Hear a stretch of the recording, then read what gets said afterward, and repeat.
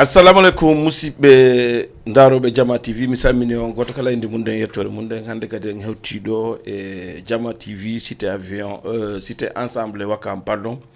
haray mi salmini on goto kala inde mun den yettore mun den Djidje Bouba hande kadi hewtiɗo ka émission men embami Nisi donc an noon si innama embami Nisi chaque fois ko mi haalanta on e ko temmanaɗa hoorema tagaɗo kala ka woni fof haray no woodi ko nistata ɗum noon wona pay ɗum wona mawɗo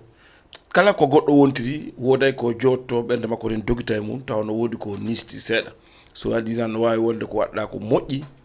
yahoya ha mijotoɗa Innha si mi anduno min ɓeydano nde moƴƴere ni se naati walla waɗa ko boni joɗoyoɗa ha mijotoɗa ko waɗɗa ko moƴƴa Innha si mi anduno mi wattano ɗum donc embami ni sino firti piiji bus joni noon hande émission men on ko embami Nisi meɗe mari invité ɓe morana ɓeranda hoorema hiɗen duwa yewde mabɓe e nder émission men on e piiji danoɗa hoorema no woni e feƴƴude no wodi e wadde e waɗɗi e yewten fi majji ko watti kon taw mi andintina on ɗon ande alarba feƴƴuɗo ɗo mana mercredi e waɗa ɗo publicité mananda hoorema enen Guinéen ɓen hiɗen jeeyi si mi inni Guinéen on andi ko Guinéen on fop ɗum ɗon na pullo wona soso wona maninka kala leñol Guinéen si innama Guinéen ko kañum sina ɗum min nayno fulɓe Fuuta ɓen no jeeyi walla sosoɓe ɓen no jeeyi walla maninka ɓen no jeeyi donc ko Guinéen ɓe mini ça fait dire rouge en vert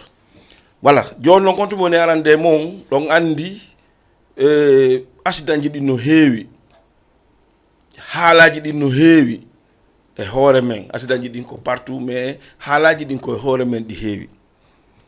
feƴƴi buy ɗon andi kadi piiji buy kadi no wadde ko tortoɗen Allah ko Allah yo ɗuyto en wawata wiide iway few mais Allah walano no wawi ɗuytude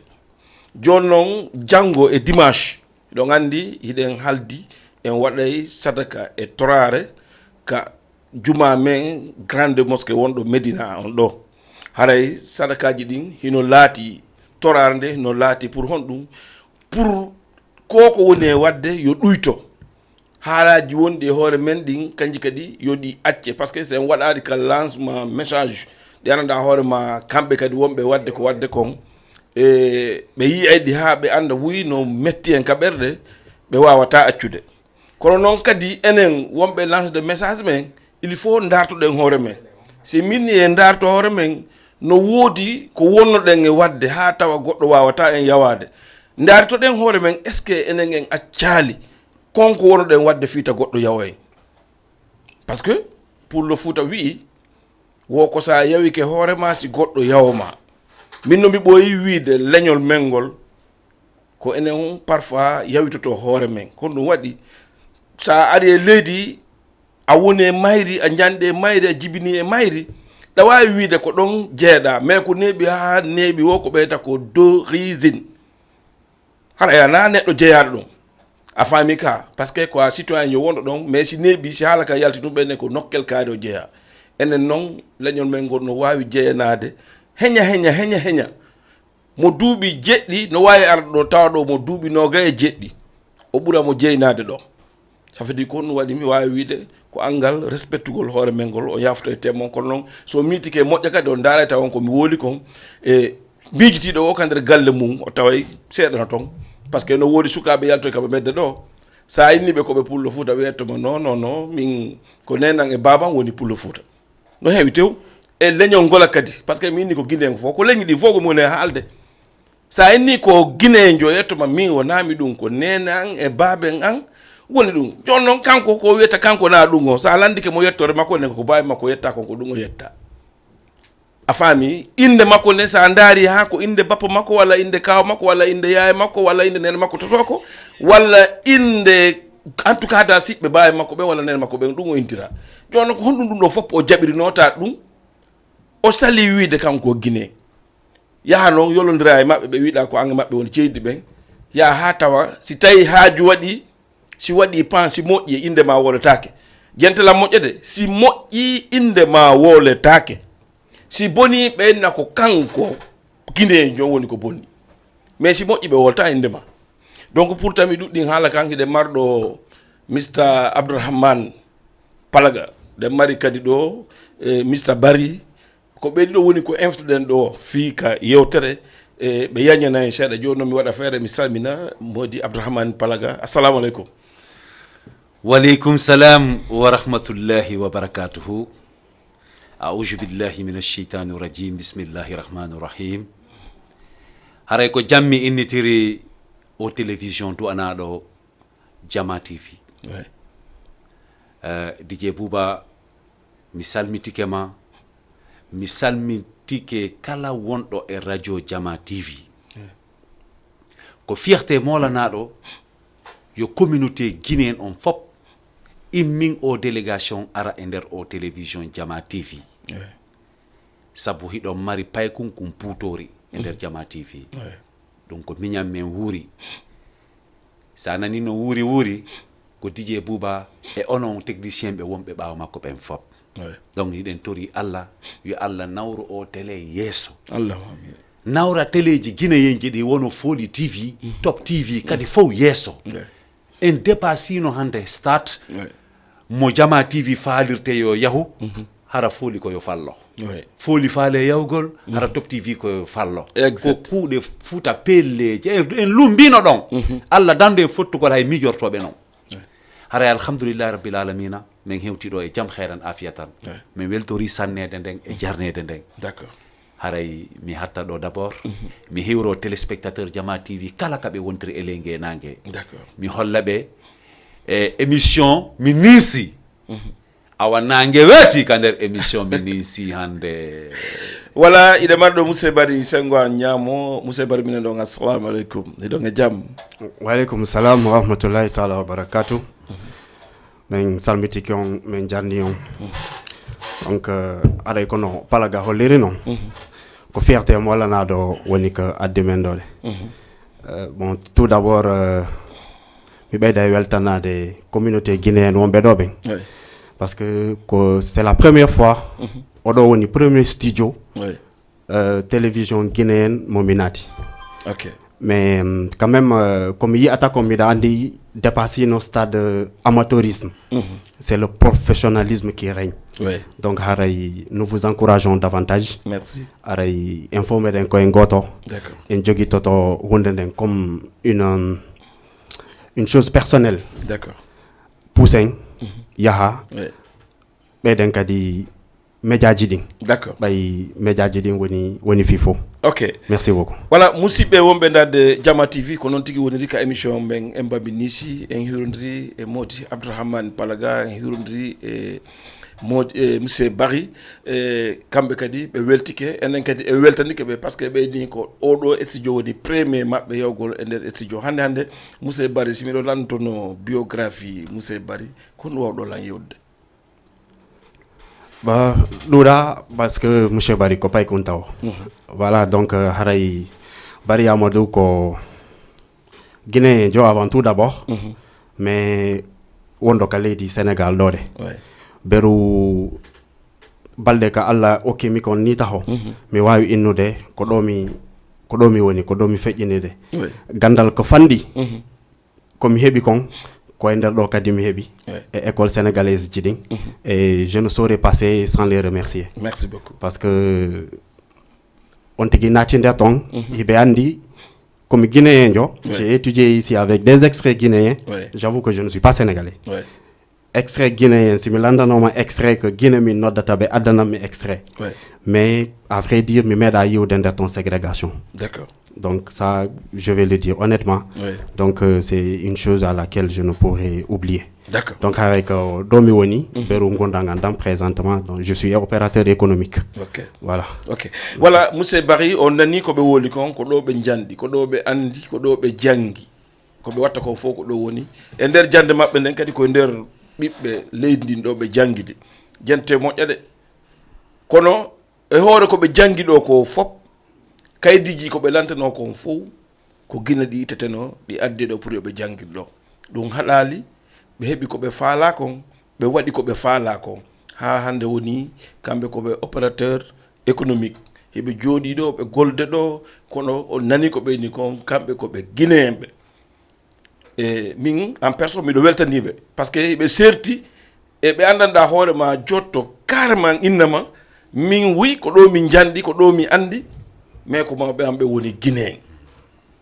par ce que hande mo wawno hay pulal ngal seɗa jenti tun a anday très sincèrement mo huwodiri e fulɓe mais ko oya bage o ɓuuri langage ɓeɗa on ɓuuri lakkude ɗengal ngal mais selon no holliri noon hay ka ƴettoygo kayitji ɗin tun no holli himo absetti ko guinéen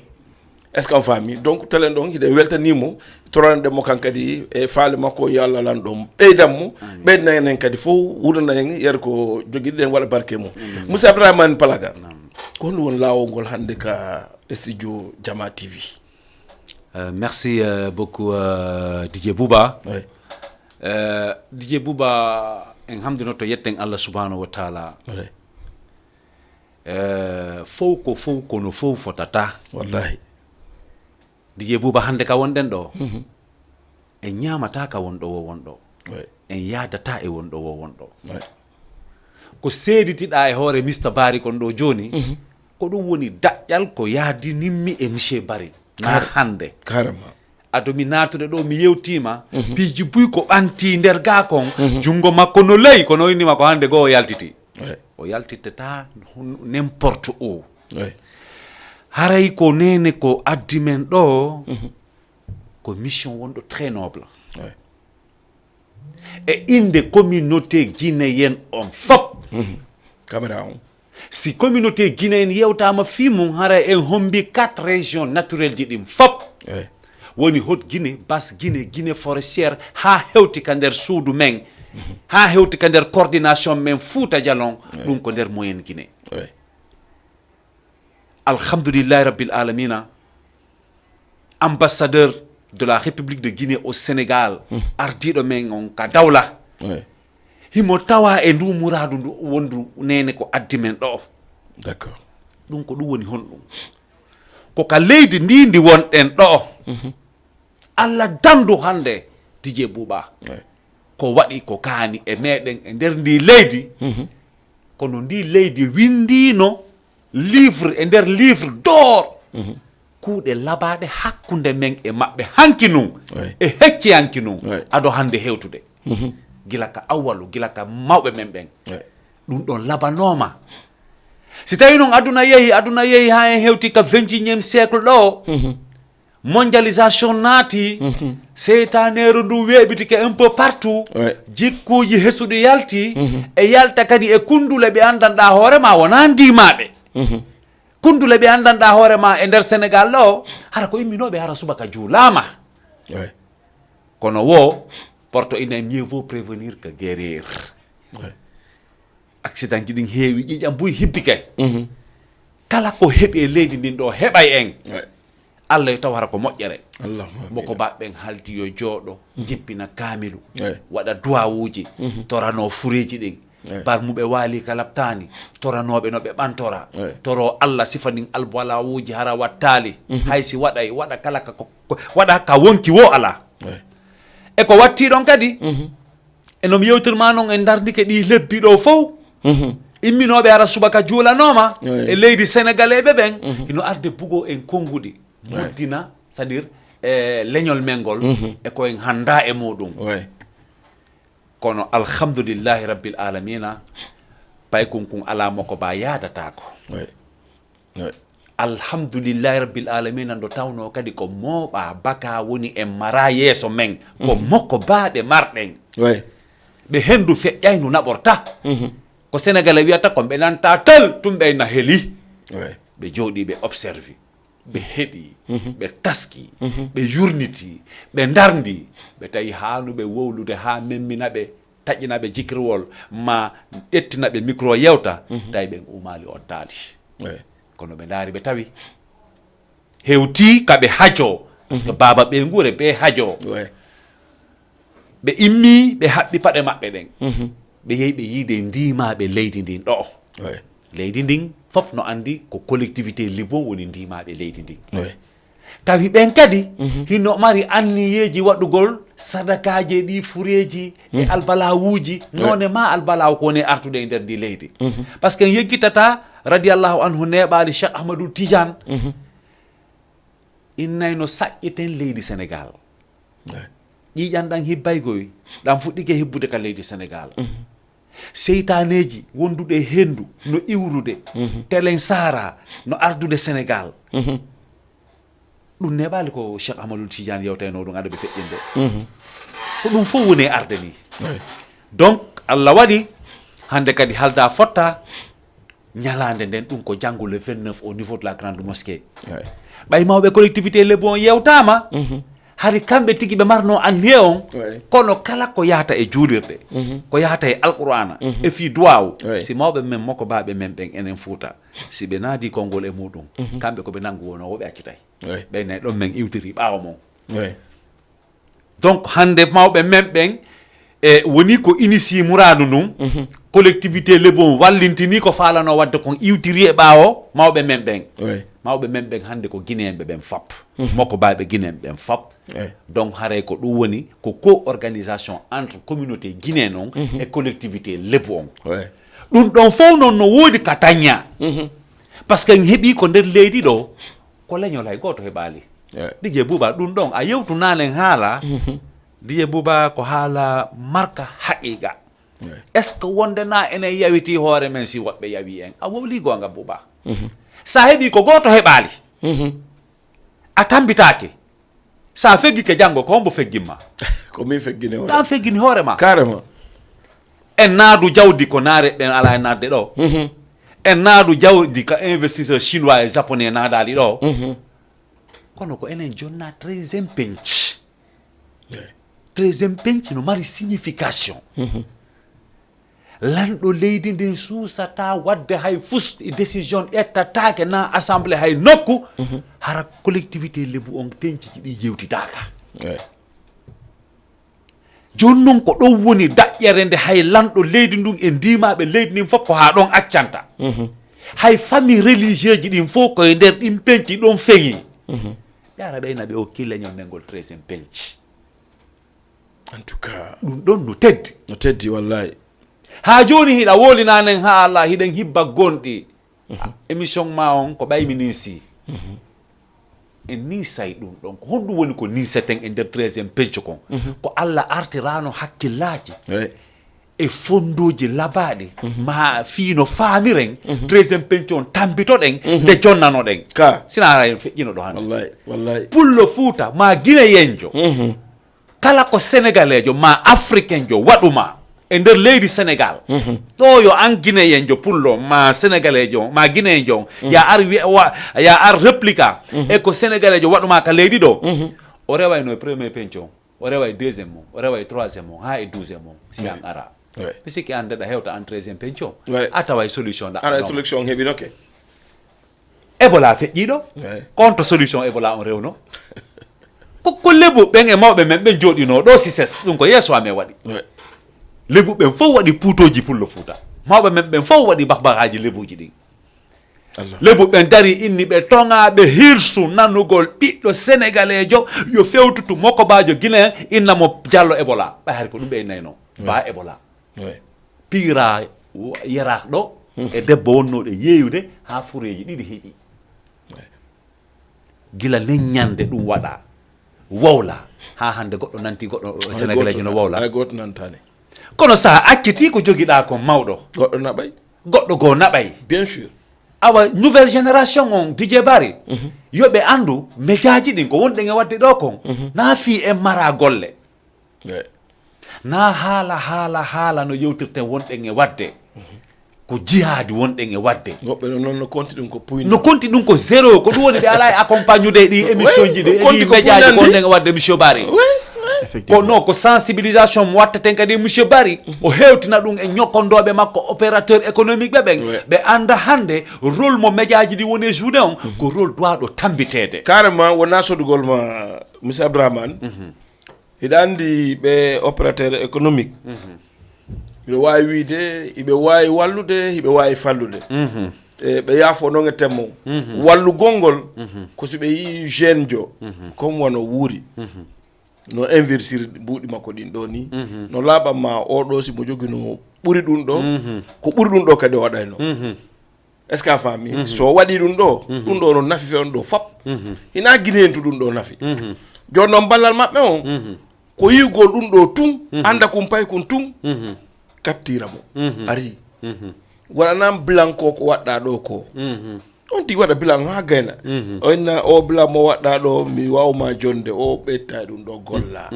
mi okkalima kono ko ya yoɓita mais gollu ɓay mi damita ka gollo par ce que miijitiɗo ha waɗ ɗum ɗo ha joƴƴini ya andu ko fanaɗo gollude andu noon kam wallugol kamminni ɓe wallata ɗon ɓe jaɓata yaltintinde hoore maɓɓe nden e sifa koye pay koye gollu koye sifa ɗum ɗo ɓe captira ɓe ɓe jonna ɓe est ce que a faami sa yi wona ɗo ni minen no waɗita ɗo émission ji ɗo ni émission ji amen ɗin no watti ɗo ha jibinaɓe buusi ɗo no hoti guine yeehi jomboy toon woɓɓe yeehi jomba toon saabu ɗi émission ji kono hande simi yalti ɗo fi affaire sponsor e guinéen ɓe hay goto jaɓata ala ka men yata men wola men naɓa lettre ji men komi konti ko puydal te sa daari exemple wano ɗi accident ji waɗɗi accident on waɗa tun tel waɗa nule pour yo jama on andu ko média ji ɗin andini jama o ka si média ji ɗin alano andu tono goy mais est ce que heɓay no visibilité comme no waɗiri visibilité ɗoɗi watta donc min komi watta ɗon kanko monsieur Barry kala ko ɓe wawi wadde e ko ɓe watta kon yo Allah ɓeydanɓe est ce que a faami kono yoɓe wallu kadi jeunesse guinéen wonɓe uttude société ji maɓɓe ɗin par ce que hara c'est très important andi minen goɗɗum ala ko wakkilare men woni yarde mais noɓe walta sora diwa noɓe guerta fo yoɓe walto men. Merci beaucoup, merci Didier Djouma. Bouba Didier Bouba. Avant de remettre un peu la parole à monsieur Barry, ko gonga ko seɗuɗa ɗon kon sa nani ndare mi waɗi broche on seeɗa mi inni Allah ta Allah miijin Jama TV fiyo fooli fallo Allah ta Allah miijin fooli fiyo Top TV fallo carrément parce que ko ɗon intoxication ji ɗin woni e wonde hakkunde meɗen e opérateur économique ɓe ɓen ɓe jonnete exemple aɗo ɓeeɗo seeɗa wono Saliou Madina Palaga par exemple c'est un opérateur économique mais no wodi sa itti duuɓi 15 ɓaawa ɗo mais ala ko dépense tano fi communauté jeunesse moyen guinéen o mais mo o cible wo o loyno hay appartement ji ko yimɓe fotta waɗa réunion hara c'est des appartements très luxe mais après ko ɓe arta ɓe naman ka feetu ɗo ɓe intoxication ji haalaji ɗe ala hoore ala binde carrément sa famille carrément ƴetta inde makko nden bakasian hay ko yiɗatano yo nane tawa be o doga be o suuɗo a faami komin lo ɓe yaaɓe wola e makko ko andanda hoorema hay siɓɓe makko ɓe wiya daari o macci men ɗo wallali men mo yaade walla ɓe andanda hoorema yo andaɓe joni jawdi makko ndin woni ko waddimo e yimɓe makko ɓen ko ɗum waɗi somi inni hiɗen e laawol ɓe aray suudoɗen tun dirne noon kala ɓe andanɗa hoorema ko esprit satanique ji ɓe jogui koko lorata hakkude men hay si hawriti e nene goto han hara en jaɓali bon pour revenir un peu e mission on monsieur Barry avant de développer un peu mi acca woda ko ɓe kamɓe kadi ɓe wooli par rapport e ko yewtano ko monsieur Barry voilà merci beaucoup donc mi rebondisa tun seeɗa e ko Didier Bouba haali ɗo kon andi après le pouvoir exécutif législatif judiciaire média on est le 4e pouvoir ils ne sont pas à négliger que média tun wawi ɓuttinde leydi e seconde huɓɓande kadi e nder seconde ɗum ɗon fo hino andi donc haray wona yo en yawito en yawitata ko mais o gandi ɗum ɗo ko heewi ɗum ni ko kesum neɓani ko fuɗɗi Rome ne s'est pas construite en un jour. Ko seeda. Aray. Moi je vous dis que c'est ma première fois. Oui, c'est vrai. Voilà. Donc c'est mi yaltido de quelle motivation je serai animé. Donc mi ngandata dun. Carrément. N'est-ce pas? Voilà. Donc dun don aray koko arata. Donc soyons juste soudés, unis. Yidindira nden goto kala ko yidani hoore mum ko yidana dum neɗɗo wonɗo en façon. Donc je crois que c'est l'essentiel. C'est ce qui pourra nous mener de l'avant. Voilà. Donc pour rebondisugol arta e fi ko addi en ɗo kon Palaga haaliɗo fi 13e penc. C'est-à-dire c'est une chose qu'il faut mériter. donc ma holire mérite wondema qu'ils ne se sont pas trompés si be joni en dundon ko mérite wali déjà si be attribué en dundon maintenant le mérite s'acquiert au fil des années au cours de la vie non woni e yarude non andete est-ce qu'il mérite ou bien est-ce qu'il ne mérite pas donc dundo haray ko woni e wadude jango kon ko journée de prière comme no inira non albalawji no wadude des accidents pitch bus ko on tigi wawa ta situde ala kul halin neddo si ari e leydi no wodi kamo feggoto dum si wari ko jomi ma fewtata torodamo yo mo hoyni tane mo hoyna kadi n'est-ce pas donc haray kaka woni e wadude donc c'est pas n'importe où c'est la grande mosquée de Dakar fo hino andi avec toute la communauté lebu que kambe woni do de ngandi kadi que kambe dirigeata grande mosquée de Dakar que kambe wonata donc imam n'est-ce pas donc do haray ko guinéen be ben fop no da hina gorko hina debbo njano e paykon tout le monde nous sommes invités là-bas wa des journées de prière toroden pour le repos des âmes disparues et fi kadi sifa dundo wata hebito en kabadi wotina en kata jiding accident jiding renta en der modon haray on yafoto polanga satay seda non c'est pas grave voilà donc ok donc haray ko dum woni ko aduno en do ko holli to goldun don jama on haray wata jama on manko kaka julurde woni wadude en fomeren aren harabe folali en ton wona yen jaw d'accord be fola en ton de fomeren aren tambito den waden ko doaden wadude kon do wonderen d'accord merci beaucoup voilà ko non tigi woniri musidɓe wonɓe darde Diama TV mi anditina on émission men on ko emba mi Nisi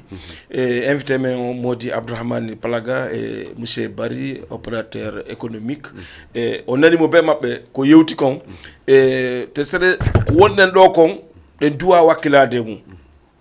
joni noon janggo enen guinen fo ɗen duwa arde noto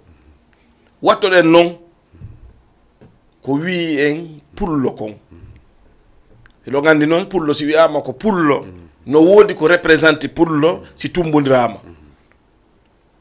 on faami ka hay si leppi on heɓaki mais si masen on heɓike on faami walla tusi on a heɓi représentant Fouta Diallo on woni ndiya putor men a pi si tawi woni a woni à 20 mètres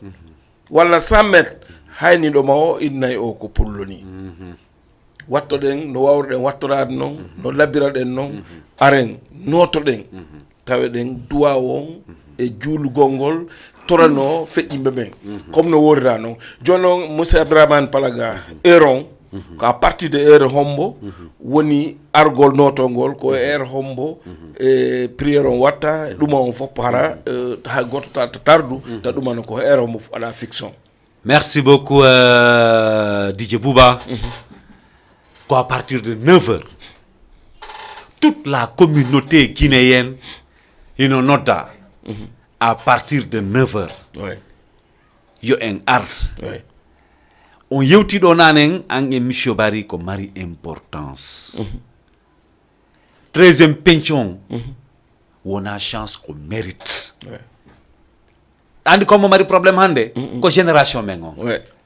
taw ko honto waweten jippinde dongal gal Allah hinno alaji alpha amadou aygel rondino ɗon non won tigi o taw ko honto waweten jippinde dongal gal alhaji abdoullahi so keɓali Allah hinno rondino taw ko honto jippinten dongal gal alhaji moutaru kocce mali yemberen rondingal khalif de guinéen ko honto baketen dongal alaji Ousmane Gonku alaji Amiru alhamdulillah rabbil alamin hide mari hande le président des sages lontiɗo cuuɗi dina ɗin fop wonɗo porte parole ɓenɓe mi sitanma fop ɗum ko ceerno boubacar matakaw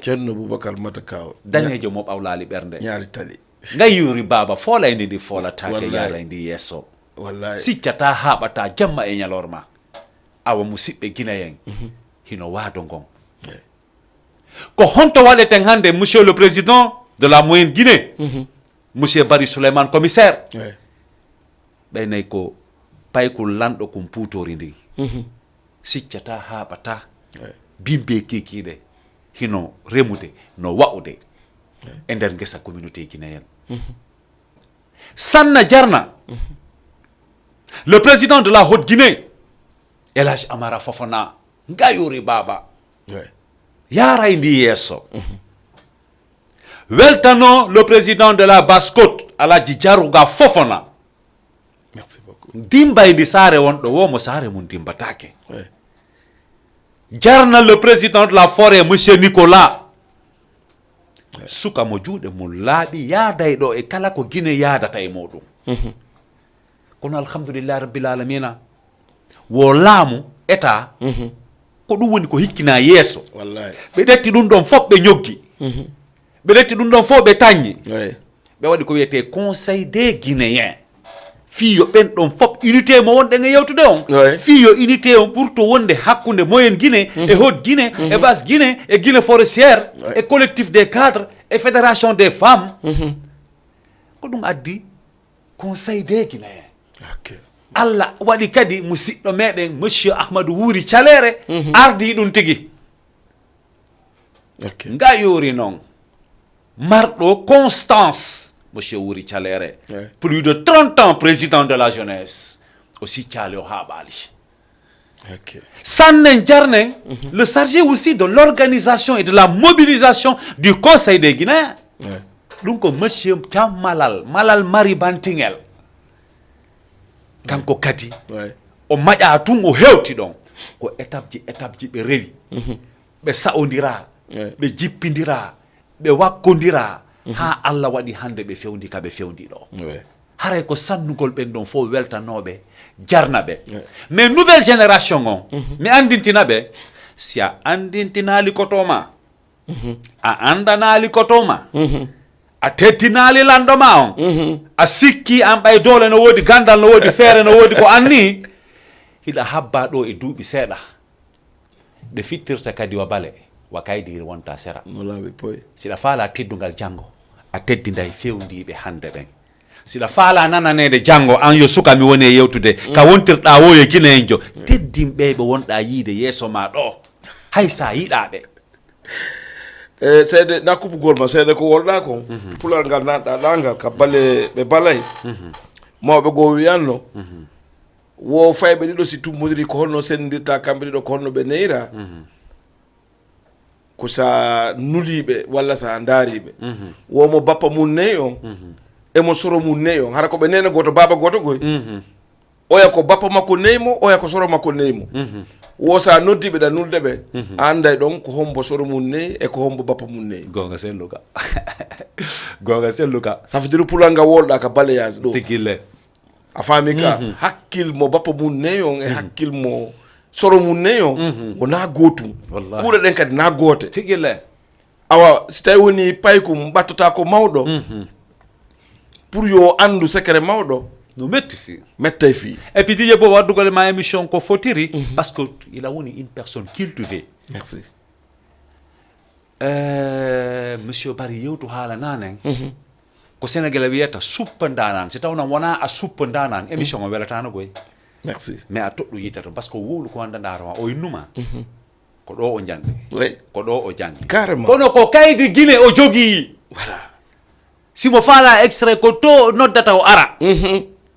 ɗandi goɗɗo wolta inna min kala suka génération min si palaga sa teddina lang a halkoto ɗandi ko fiyondu waɗi min mi heɓa sénégal mi janɗi sénégal Oui. min heɓita e sénégalais ɓen Oui. min janɗide sénégalais ɓen miɗo mari nene ko sénégalais miɗo mari baba paren ela sakoto ala mo andaɓe hara ko sénégalais ɓe min mawni mi woni original boy sénégal oui mi seeki nationalité an gon mi wonti Guinée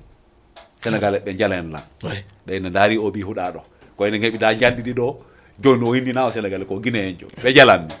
mi daara la mari ñokondoɓe goo hay sa ari a inni ɓe jarama ɓen tan nanga def ko ɗum falla hara ɓe hersi hay yewtugol ma pular wallahi ko complexe ɓe noon ko ɗum woni complexe est ce que a faami hande monsieur Bara no wawno hollude ɗo kanko ɓay ko ɗo o jandi ko ɗo o janggi alhamdulillah mo hunnani hoore makko kanko ko sénégalais oui mais yadatano mais ko wimani ko moƴƴi kon fop sa ndaari jungo makko no ley kono ara feeñata c'est parce que ƴiƴan guinéen ɗa no jokkimo ko ɗum woni fierté Afrique hande sigu ɓeeɗo Afrique no sohli sugu ɗum ɗo a faami e ay collectivité le bon no woodi piihu marko kulla mi yewtay souvent feeno inondation waɗɗo contribution ji no waɗede enen guinéenɓe ɓen ko innuɗa fi ballal ɗo mi yiyatoma na sengo ka media tum ayay hooloraɗo hara ko jooma gawdi hooloraɗo an Bouba sa yetti 5000 sa renaki so ɓurdete ko 1000 francs ko 6000 o watta a faami ko minnuma ko guinéen fof mottodiri minnuma ko 3 millions et poussiére heɓuɗen wersuɓe ɓen alimay plus de 800 hayra personnes. Imam ratib de la grande mosquée Baba Mbora Imam Moussa Alioune Sambo julnayɗo ka grande mosquée on o innimi Abdourahmane ari mi ari o ɗetti enveloppe no haɓɓi o inni jogo ɗum ɗo yahu ɓeyda ka contribution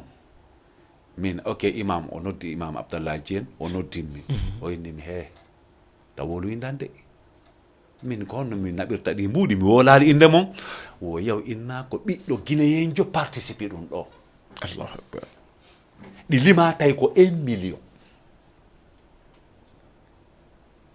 mi fokkitimi tay min mi wata muñade ɗum ɗon imam Abdallah Diène innimmi ko a bobo makko bobo ko ndigal andi ko ɓen tan ndigal yawtu ndigal o innita woli innu ko ɓiɗɗo guinéenjo ƴaddiri kono ɓay mi addi minni ko ɓiɗɗo Guinée on addi moko baɓɓen fonti tawi ko 1 million ko ɓe atti miijade ɓiɗɗo guinéenjo hombo minni no ko guinéenjo to o ɓeyne taw siɗi ɓuura 1 million o yewtay men ko hombo yewtay men ko ɓiɗɗo tawi hande kadi na 1 million o ɓiɗɗo guinéenjo addi 1 million a hollay men on ko guinéenjo hombo par ce que men anda ko jelo o woɓɓe fuɗɗinde ko joni ɗum no ɓuuri 1 million ko yewtay en ko hombo ko ɗum addi tawi be mi inna après awa ko kaari do tesa tawa kadi ko ɗum waɗi c'était un entre parenthèse awa enen kadi vraiment yankinoɗen ko a yiɗidiren hoolodiren hiɓe lanci hakkude maɓɓe kamɓe collectivité le probléme ji maɓɓe ɗin ɗi ala ka men kono si haaju laabudda hewti ɓe yeggita e probléme ji ɗin ɓe fof ɓe wonta nene goto ɓe wonta none goto ɓe jiɓɓe ɓe tambito programme ji ɗin ha feƴƴa kono enen ko ñande haaju nanga mi anditata ko DJ Bouba watno duuɓi 13 ɓaawo a faami j'en passe donc hare très franchement hiɗen sanna fof lança un appel très fort janngo mobilisation men on hino habba nene fuutaɓe ɓen foolayɓe ɓe foolatake heewiyaji ɓen nene jaaraɓe ɓen fof no noddita dayuji worɓe e mokkobaɓe kala mokkobaɓe guinéen 4 régions naturelles on fop yo en ar hollen collectivité lebu on 13e penci mo jonna ɗen on wona chance jonnira ɗen ko mérite no monsieur Bari yewtiri noon et à partir de janngo si feƴƴi ko laawol gogoy ko visage gogoy communauté men on hollata par ce que trop c'est trop kadi DJ Bouba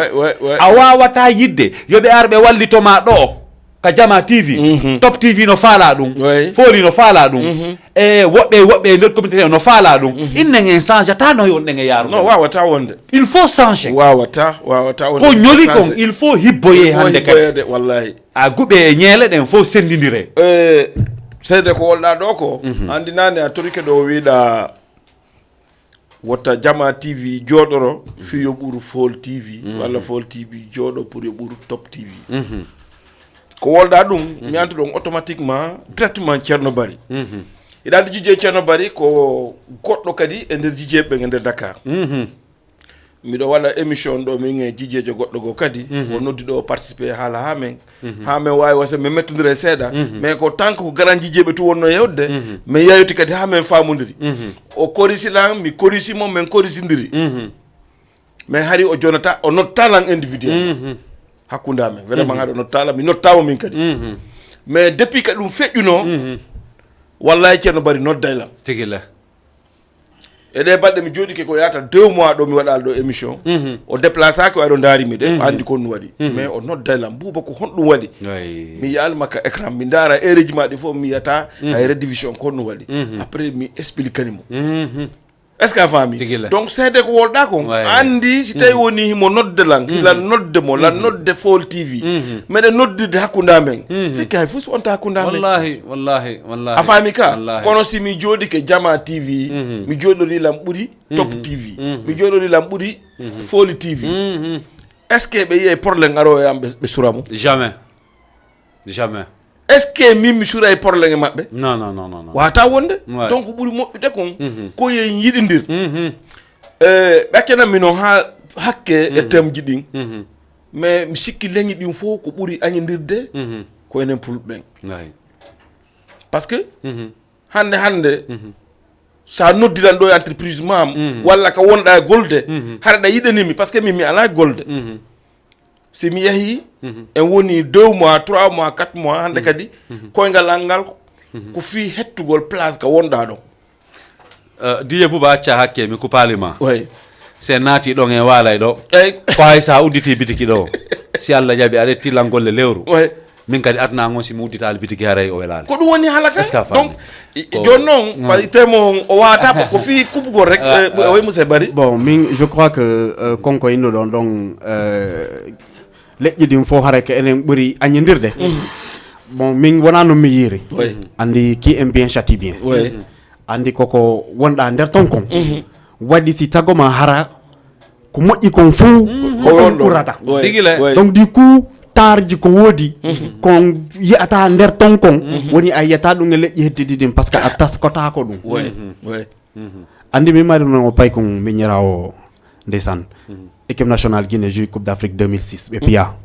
tellement il était fâché mo ni ñande kala goddo yi mo podi hunduko makko digi Guinée no piya yo on tigi bentomo mais je sais que c'est pas vrai ko moné de fait on nangi mo ha tawi joni mo halirayno mais dum wona ka bernde woni c'est-à-dire que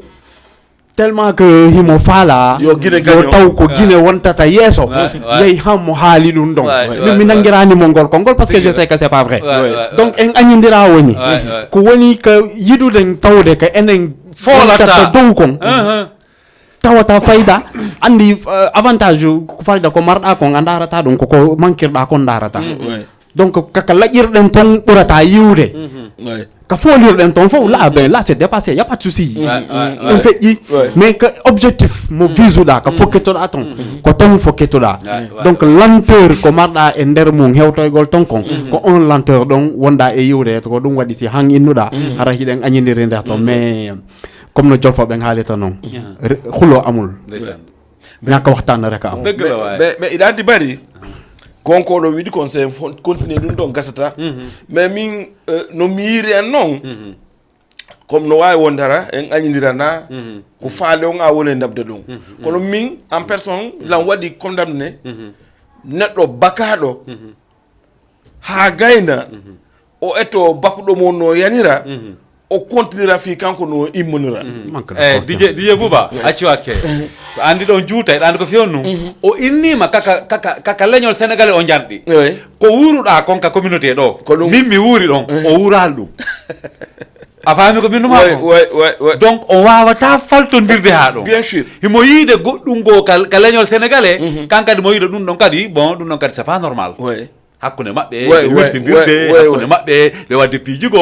haranno gasa o wona o innima hay ka media ko do atti arde anda anji ko sekindira ka mediaji ga ko mimmi do andi asa fami j'en passe mais joni inchallah monsieur Bari do way intade donc yobe waynto bayno wodi goddo men ardi donc do tangon kadi yallanay woni haray encore une fois monsieur Bari be sannoton be sanne be jarnon be lançanon en kadi appel à toute la communauté pour demain, Inch'Allah, le 29, à partir de 9h, au niveau de la grande mosquée de Dakar. Merci. Comme le dit dans Bayharay, la télé c'est l'heure. On a un domano, on a un débordement d'air.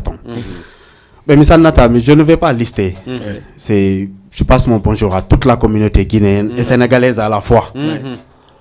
Donc be fo haray be sannama be jarnama en fo tagoto wetor iden habba ka julugol janga toro ka grande mosquée de Dakar jango e dimanche inchallah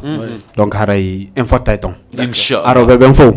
be taway lan ton machallah mi tawata ton hay goto machallah haray je vous remercie. Ok, merci monsieur Bakhi salminama Ouais. o weltanama kadi do wayi dumandade voilà ko non ti woni palagarde wayi kontinde wa so ƴuwota seeɗa caméra on quoi voilà feƴƴawa gasi feƴƴe voilà ɗen wawi kontinde en salmini Moussa Bari en weltani keɓe donc ko wonɗen e arde hiɗa andi golle moƴƴe koye kuuɗe moƴƴe kadi koye golle moƴƴe andi enen pour futa wiɗen ko waɗante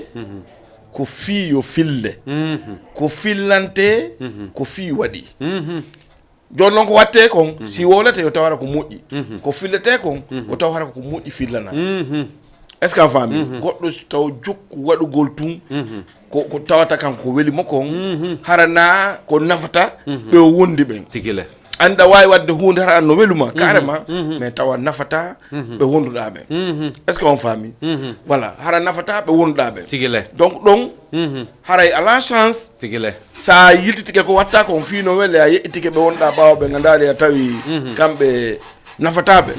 vaut mieux que arrière a sansa tigile est ce que a faami e waɗa ko nafataɓe kon est ce que a faami no gasa e nder nafa maɓɓe kan hay sino loratama no yaha ha yilto ha wattama an kadi nafude gonga ma saabu mo jokki faale o niso e yeeso tigile on faami ka ko nafata ko goɗɗo jokkata tigile yahoya ha tawa o ko yo welto yo yeeso ok joni noon ɓay deuxiéme invité men on ɓe hewtiɗo ko hajja tigile ko hajja honno Fatoumata Binta Massi. hajja Fatoumata Binta Massi on jarama De iɗon e jang alhamdulillah naala toon jippini micro seeɗa wala micro o hoɓɓi iɗon e jang Jantu awa naala toon fof alhamdulillah voilà mi sikki monsieur Abrahamane Naam. hajja Fatoumata Binta no addi ko addi ɓe ɗo kon ka Tigille. hajja Fatoumata Binta hiɗen mari janggo du'awu e sadaka torano feƴƴiɓe ɓen toro Allah ko woni e wadde kon yo Allah ɗuytange ngara sifa mum waɗali ko ɓatti mi andi ko noon immina e fi délégation ko woni dénosde ɗum e ko horno wonɗon e préparade ɗum ɗo fewnɗo fenɗo noon e préparerede haray ko goto kala ka wontiri ta on tigi habbo ha o holle oui par ce que tawede e jeeyede nokkure holli tawa oui enen fulɓe Fouta ɓen hiɗen ɗuuɗi e nder Sénégal oui en wata wiide en honkana e goto ka dambugal muɗum wallahi sa yi men déplacé ke men ari ɗo ko fi yo jaman on fop waw hollodirde Oui. ha en fof huuɓen wawen hunnude haaju on janggo oui haray ko inna ko ta goto tultu ko yo jaman on fof moɓodir ara oui rewa paykum rewa jano rewa mawɓen ajanallahi sukaɓe ɓen nam haray ko ɗum woni mottodirgal ngal ko ɗum woni none gotoyagal ngal woni halde fotti on d'accord ko ɗum waɗi sen fof heɓen ko falɗen ko ok hajja Fatoumata min nani yewtere mon nden yo Allah moƴƴin wawen fodde hoore jaam e certain kadi e hoore jaam hajja Fatoumata mi sikki noon sonnaɓe ɓen eɗon humpodirde e maɓɓe si on programme pour taɓe wawa leytude par ce que na fo wata darde télé woɓɓen kadi koye nodde yewte informé pour kamɓe kadi ɓe yewtu woɓɓe goo wono woodi ɓe wonɗon e famde de ɗin côté ji noon tigui woniri no wayni wano groupe ji ɗi walliri ni hande si tawi woni wolama ɗo fi noddodiral ko minute goto oui haray feccere nden andi d'accord si timmitiɗon ɗiɗa ɓon koyete fof andi Oui. par ce que sa lanci ka groupe hayso ko feƴƴo jala woɓe on andi groupe ji ko dialogue tun won ton Oui. sa naddi siko koye piyoy ton ko wawa feƴƴude oui inti kadi andidirɓe ɓen noddidira direct oui heɗotoɓe ko groupe ji ɓen heɗo ajanallahi ko ɗum waɗi simin ari ka télé ɗo ɓayɗon andi woɓɓe kadi si waali ke ɓanni ngawlu mum ko fewti télévision o ɓe wawa hoccude ko feƴƴata nder ton ko d'accord ko ɗum addi information o dal ko inete ko jama wawa humpodirde nani ok voilà monsieur Abdourahmane Naam. hajja Fatoumata Binta ɓe wawata nadde ka nder studio ɗo ɓe ronka ɓe pose de quelques questions tigile ko yaadi e ko addi en ɗo ko mais koko ɓattete mum mais ina kañum tigi tigi mais no yaade mum hande simi indi ko yaade mum ɓe sonnaɓe ko ɓe woni nene men kamɓe woni yaye men woni bandiraɓe men ɓe woni sonnaɓe men kadi ka nder cuuɗi bon nane yiɗen yewta ɗo pour fayɓe jibinaɓe ɗo janduɓe ɗo jooɗi ɓe wi kamɓe ko nene baba maɓɓe woni guinéen kamɓe naɓe guinéen hajja farmata est ce que sikkuɗon ɓen ɓiɓɓe waɗayɓe ɗum ko needi nene maɓɓe ndin ko neiriɓe ko waɗi si ɓe wolde ɗum walla ko bawi maɓɓe neyiɓe ko waɗi si ɓe wolde ɗum ɗon mi innay ko needi mawɓe maɓɓe ɓe par ce que sa heeɓi ɓiɗɗo ma on e a muyninimo ndu endu ma ɗo foti ko wowluɗa kon o wowla ko wiwɗa kon o wiya a salaki ka taraw yo wa'uno faalira kono so hewti ka nder suudu yo wowlu ɗengal ngal o muyningal wota wowlam ɓiɗɗo ma haala janano ɓiɗɗo ma mo jibinɗa sa a jannali mo an hinaka taraw o janggata sa hollali mo needi hinaka taraw o heɓata ndi needi amo wi noon ɓiɗɗo mum o wullata o wulloyay gondiɗi ɓiɗɗo makko o wullayno ɗin par ce que gondiɗin ɗin ɗon ko beeɗi hibba jonnay on exemple goto si a heeɓi ɓiɗɗo ma on hino laɓɓiki bobo anda hunde o wulla ni laɓɓiki o wullay reere sa ari a jaɓiti na wullay reere en no sa accudimo noon e laɓɓiki o awa yitere makko nde sa jaɓiti laɓɓiki o wullay ɗon o fanka so janɗo huyata tooke hay fus e makko kono si a accudimo e laɓɓiki o awi yitere makko nde ko so janɗi ko attuma landade enenene kon ndu watno lange nde yitere andi ay ɓi gacce a waɗimo mande nde o seedata awa angal newgol ɓiɗɗo mum on ka nder suudu mum jannamo haala mum kan hollamo ko maw e mum ɓen holli ɗum kon ɓay ko ittoɗen guine ko maɓe ɓe addi ɗum ɗo maintenuɓe ɗum ko nder suudu mum ɓen fop ko ɓe woni ɓiɓɓe jibinaɓe ɗo kono si a nani ɓe wola pulal aynay kaka men ɓe woni wallahi kono si a heeɓi ɓiɗɗo ma ɗo sa annimo ari o innama lowa sa annimo konto fewɗa innamo magi ñëw a wimo awa sina ɗum yo yewte ko yewtuɗama ko ɗum ɗon woni needi ndi ok joni Abdourahmane sonnajo on ko répondi kon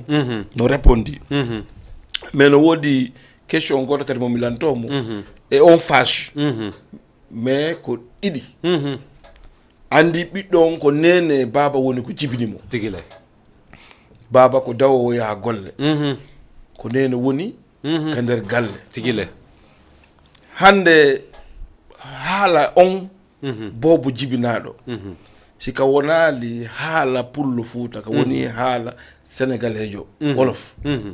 nene on e baba on kamɓe ɗo kompo jogui responsabilité langage on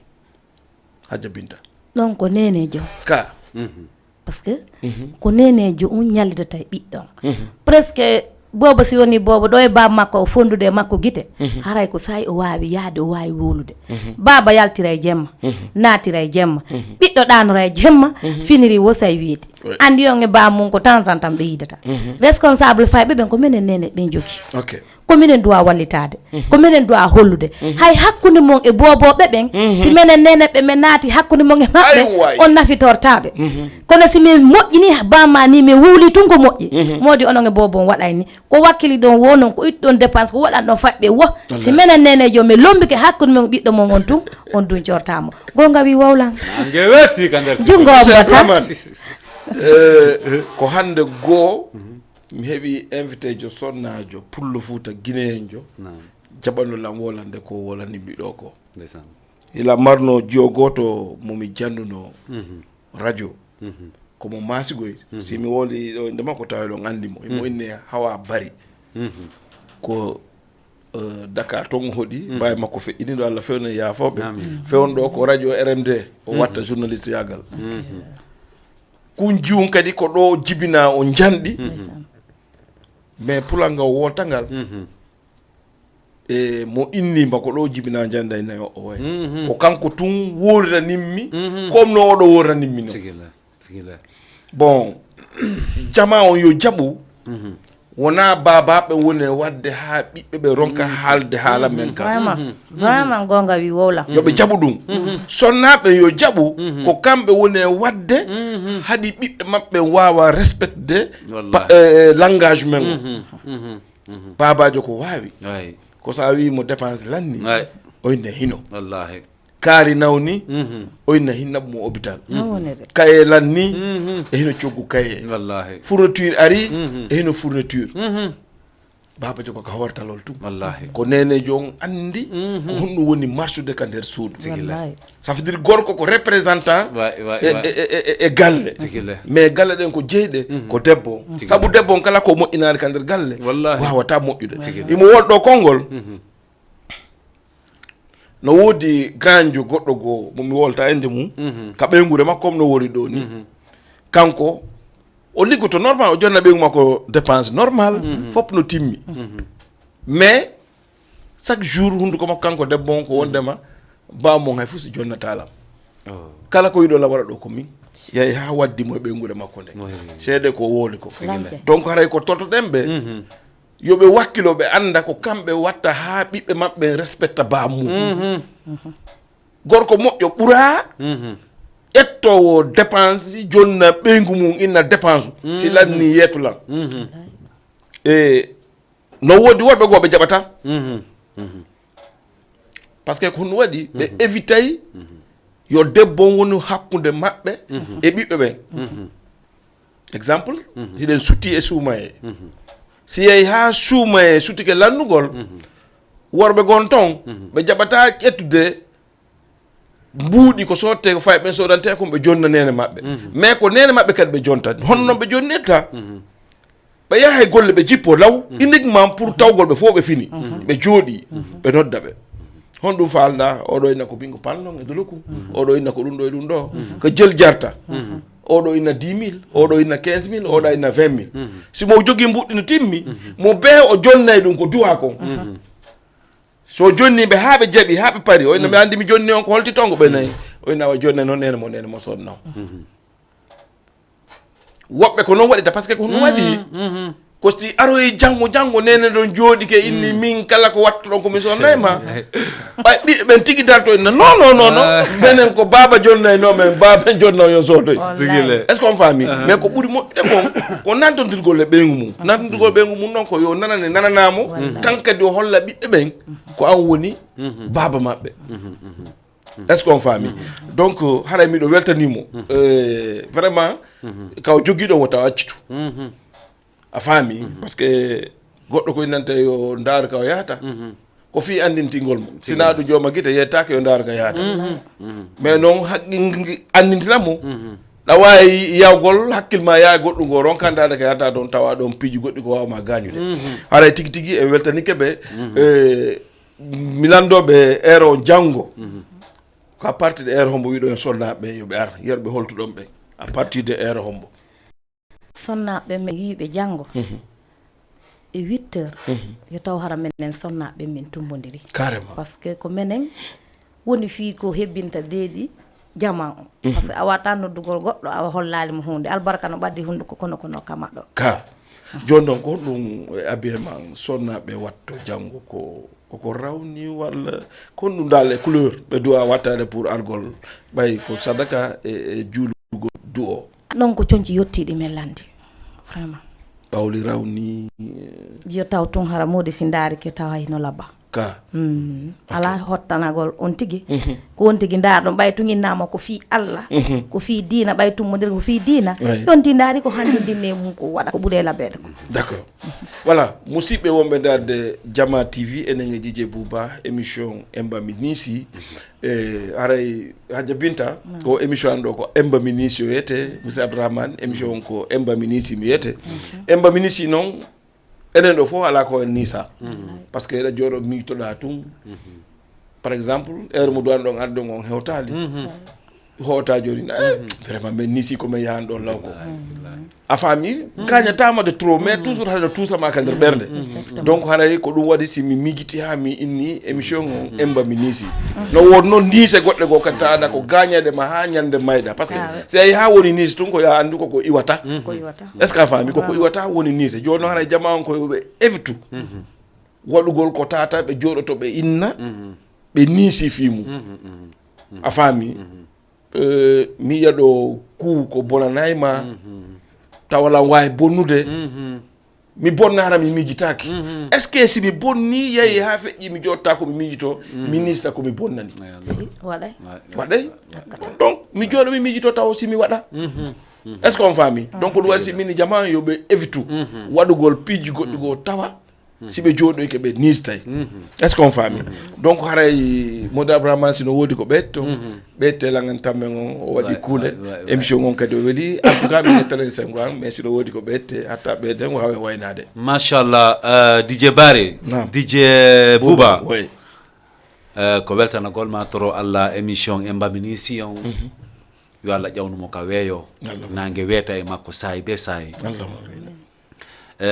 weltano solnajo mo heɓuɗen yesso men ɗo haja fatmata binta tawaɗo ko délégation on ko a hollugol leadership makko baɓe men ɓen jonnitugol teddungal kadi solnaɓe men ɓen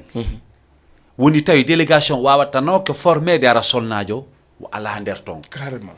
alhamdoulillahi rabbil alamina ko hajja fatumata binta ari mais ko suddiɓe guinéen ɓe ɓen fof o représente par ce que o timmini tis alhamdoulillahi nde wiiɗa o timmini par ce que so timminano harayna kanko woni timma mais woni saabu solnaɓe guinéen ɓen fof loyi e sengo wallahi donc yettugol allah holla solnaɓe men ɓen awa ko suguni ma ɓuuri ni faala ɗen yoɓe waw par ce que solnajo no mari importance e nder kala ko ɓantata nokkure leñol diina ko allah janti ɗum hino wuudi ko solnaɓe men ɓen bakano e muɗum ngayuji rewɓe foolay ɗiɗi foolatake yaray ɗi yesso ɗe ñande fini weeti wo nden temmere hiɓe remude fi wata nde wattu ma ko ɓe ño'ano ko allah watta ɗum allah to ɗum laato ɓeynano ɓe jibinta lanɗo nenejo si a nani waliyujo yalti na e babajo koye nenejo carrément gando yalti mokko bajo yalti heɗeteɗo fop yalti andu ko nenejo wallahi donc sen heeɓi solnaɓe men ɓen ɗe yirude sifa ndi mbaadi ɗo sifa ngal teddungal ɗo sifa ɗi réflexion ji ɗo haray vraiment ko ɓeydugol weltanagol ɓe komi précisata toujours seeɗa ko hajja fatmata binta wi kon wowi ko moko baɓe guinéen ɓe ɓen si ñonkirini ɗaɓɓanta solnaɓe ɓen ko ɓe watto kono tawi ñonki faaɗi ko landa konno ɗuuɗi tawi kadi wawata yowde hoore solnaɓe ɓen innaɓe beetun ɗum ɗo ko ɓurani en ɓay kaka juulirde koye solnaɓe ɓen fof waɗu daneji kono si tawi wuuɗi solnaɓe ɓe mara daneji wonno yewtirno yoɓe addu yottiɗi kono si daneji no woodi haray yoɓe waɗu daneji wallahi donc haray très franchement enen kadi en sanni en weltanike suddiɓe guinéen ɓe ɓen e sénégalais ɓe ɓe fop par ce que ko ɗum ɗo woni fierté meɗen encore une fois hajja fatmata binta kaka juulirde fokkita ko hajja fatmata binta mo ceerno isatou mo ala hajji addul ñampa maasi mo seyku mawiyatu maasi woli gonga seede allah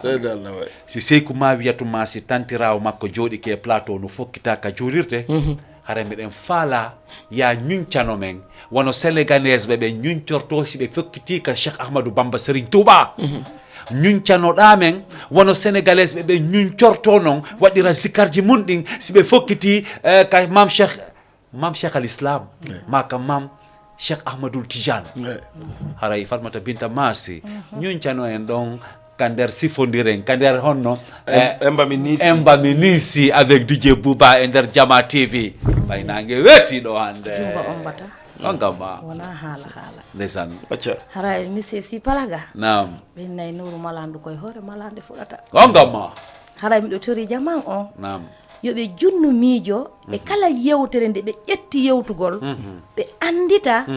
nuru malandu koye hoore malande fuɗata on gamma sina ɗum hunde marsata si tan kadi ala ko faala ɗon wo ko faala ɗon kon wawata marsude ɗen tori allah mum mbiyo heɓu tan golla ko duwa gollude kon golla mission mo addiraka adno ɗon fi golle ɗen haray noon mi aray ko sénégalais ɓen innata kon liduneno yalala liduneno yalala Yalla la ilaha illallah, yalla. Yo yalla. Yalla la ilaha illallah. Maneli duneno yalla la. Aske. Burbili duneno yalla la. Burbi la ilaha illallah. Yow suñu borom. Yow suñu borom. Yalla la ilaha illallah. Hay la ilaha illallah. Yalla. Kok enggak mah? Dogor kok. La ilaha illallah. Yalla la. Yalla burbilli dunena yalla la. Bita masih bas di dunena yalla la. Aywa. Yalla burbilli la ilaha illallah. Yalla. Yo yalla ho. Yalla la ilaha illallah. Avec Diama TV, vous rendez-vous demain, Inch'Allah, à 9h, 8h, ka grande mosquée de Dakar. Dotoɓe jaabo sappo jaabo walo miijo jaabo fewta rabbu samawati wal ardi e barki seyku mawiyatu masi ƴentinen duwawuji ɗin Sénégal am jam lagine am jam all over Africa am jam DJ Bouba peace and love. Merci beaucoup musidɓe hade binta no wodi ko no wodi ko fala wolde sey ɗon andi goto kala ɓeni ƴiƴam maƴƴay be mi ara ko siɓɓe hamɓe ka nene o nena ngari ime nena ngari nene o nena ngari me nena ngari mawɓe an nena ngari nene ɓe nena ngari duwotoɓe jaabo nena ngari no ujibileng nena ngari jama Sénégali nena ngari no ulɓe Fuutayo nena ngari tamo tultade nena ngari no taygine woni nene goto nena ngari mawɓe an nena ngari babiraɓe amɓe nena ngari duwotoɓe jaabo nena ngari no voilà merci beaucoup musidɓe wonɓe dade Diama TV iɗon andi ko ni tun ko seeɗa seeɗa heɓirta seeɗa seeɗa iɗon andi ɓe ni o ko hendare wotere woni ko luɓɓini maayo hande émission ngembami Nisi kadi ɓe heeɓi ñalande kadi par ce que so tawi woni en heeɓi ɗo wano monsieur Abdourahmane Palaga monsieur Bari opérateur économique Hadja Binta Masi e koɓe ñunci ɗo kon kadi kala pullo Fuuta mo ƴiiƴam mum dogata pullo a taway hiɗan dogita par ce que hiɗen andi ka men si innama mawlud walla laylatul khadr a faami vraiment ko rewɓen ko ni ñuncorta mawɓen kadi waɗira comme no monsieur Abdourahmane Palaga waɗiri ni mawɓe worɓen très sincèrement ko ɗum kadi wii pullo e ha hande tumbodiraka goɗɗo inni komi pullo ɓe lando mo siko julɗo walla wona nani ɗum ha hande ka na inde min ni de na inde min ni na inde so inni komi pullo ko ɓuuri e gatal ko gatal e gurire ɓe ɓannantamo wallahi ko gonga ere on si yoni juulugoɓe adde satalde ɓe taganamo tigille mais ɓe lanta ko musiko julɗo tigille mais monsieur Bari ceerno Boubacar Matakaw noddilan joni jammalal Bari Bantingel noddilan joni monsieur Souleymane Bari commissaire noddilan joni monsieur Wuri Thialere noddilan joni womo waynaki walata Diama TV mo waynaki walata Diama TV ko ɗo men ɗaɓɓitayno ko ɗo men ɗaɓɓitayno men ɗaɓɓitayno ko ɗo men ɗaɓɓitayno kanena mbira nene jara ko ɗo men ɗaɓɓitayno ka Souleymane ale commissaire ko ɗo men ɗaɓɓitayno ka babangiɗo Matakawo ka Wuri Thialere nene ko ɗo men ɗaɓɓitayno ka président Jammalal yo ko ɗo men ɗaɓɓitayno ɗaɓɓitiyoga mi yiiti ongama mi ɗaɓɓitiyoga mi yiiti bay mo ala waɗata ko faala on gama mo waynaki yo walata ɗo mo waynaki yo walata ɗo ko ɗo men ɗaɓɓitayno on gama mawɓe am ko on botta. Ok, bon, mais voilà, merci à tous et à toutes. No wodi message gos mo ne lansude balay do waynto dernier message angon hande émission ngon wayndire enen fulbe futabe nde jogi mo goto wondo circuité hakkude men mi faala jamon kadi sans hakkile mon de dum aye goddo no jomba goddo ha gasa tawa jombu don o watta ko be makko anda mawbe makko ben jodo inna anga susta benguma kala ko watta ansi modi benguma andali a watta wota benguma won lando e horema dum no heewi e men gonga mi faala yo jama on sensu on esprit neddo sa subike mo a jami mo a jetti mo a subike won nene bibbe mabe wota wodu ko suududamo fewjudu e makko e nder fewjorde no woodi ko fewjana e masi moƴƴa taw andi moƴƴa sa explique ni mo ande dum do moƴƴa ma DJ Bouba fami no woodi dule godde go kanko kadi so fewjanima si tawi woni ka lonkoytoda ande tigi ko wala makko lonkete wallahi acca mais mi do tori jama on de be sensu on esprit merci am fanno beydo don seeda beydo tan parce que be hakkil fotata o be ko mijoto lam faala no haratan on woodi no seeda non mi invite do spécial c'est sûr mi invite spécial gokku e debbo sida jombede haka e modima siga konko wolla don fiita aro hakkunde ma e modima bay goto kala jomba no faala weldigal hakkunde makko e modima gogo ande bon sa ari a waday nene suka on nene ay way a waday nene makko nene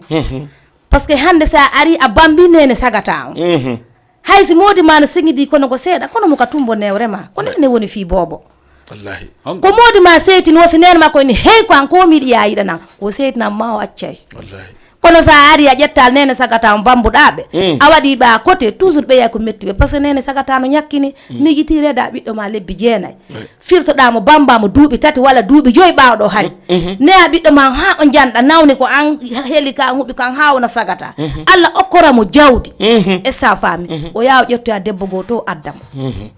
o ƴetta on debbo ɓurna mo e hoorema onon hakkunde mon e Allah min e hoore am mi seytinay enen kadi rewɓe miijito ɗen en seytinay